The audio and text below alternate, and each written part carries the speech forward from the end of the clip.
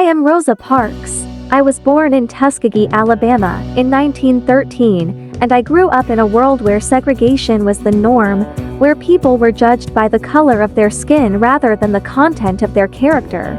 But I knew, deep in my heart, that things could be different. I believed in equality and justice. Not just for myself but for everyone. My life is a testament to that belief, and my words are a call to action for all those who seek justice and equality. I would like to be remembered as a person who wanted to be free, so other people would also be free. This quote captures the essence of what I stood for. Freedom was not just a personal desire, but a collective hope. My refusal to give up my seat on that Montgomery bus was not just an act of defiance. It was a statement that every human being deserves dignity and respect. You must never be fearful about what you are doing when it is right. Fear is a tool used to control and suppress. But courage, real courage, comes from doing what is right.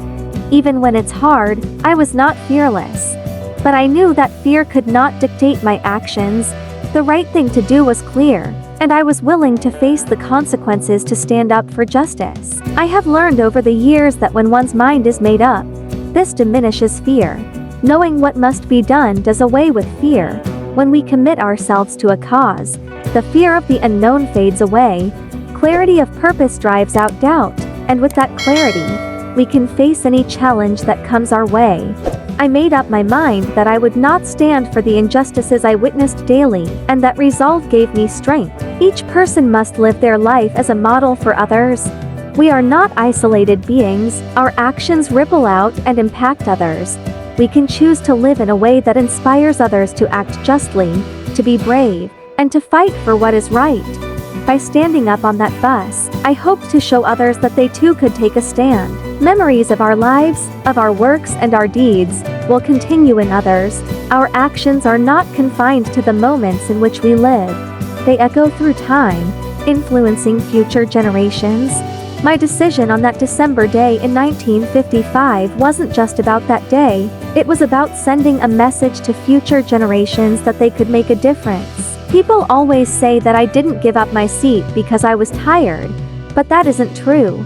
I was not tired physically, or no more tired than I usually was at the end of a working day. I was not old, although some people have an image of me as being old then. I was 42. No, the only tired I was tired of giving in. This is the truth of the matter.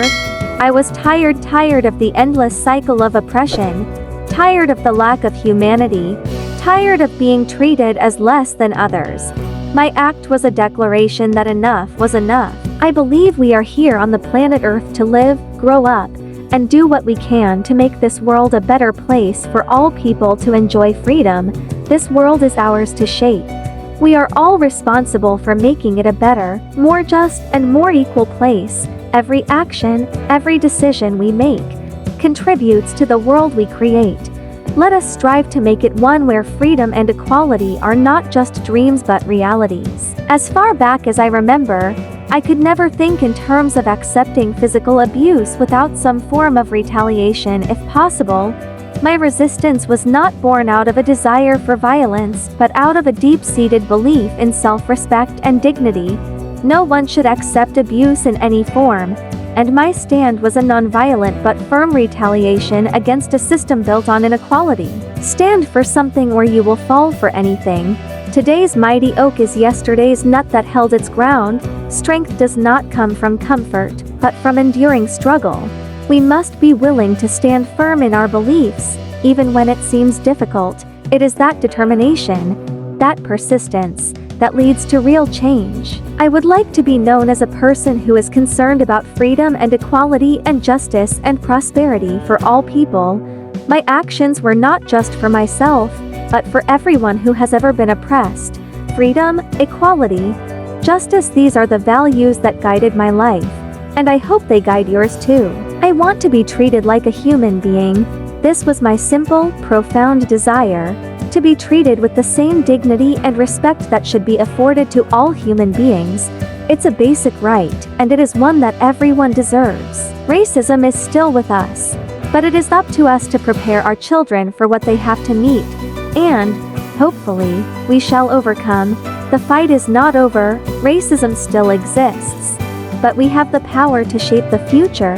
It is our responsibility to educate the next generation, to prepare them to face these challenges and to continue the fight for justice. I knew someone had to take the first step, and I made up my mind not to move.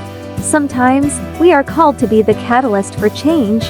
We must decide, in those moments, whether to stand up for what is right or to remain silent. I chose to stand up, and I hope you will too. I had no idea that history was being made.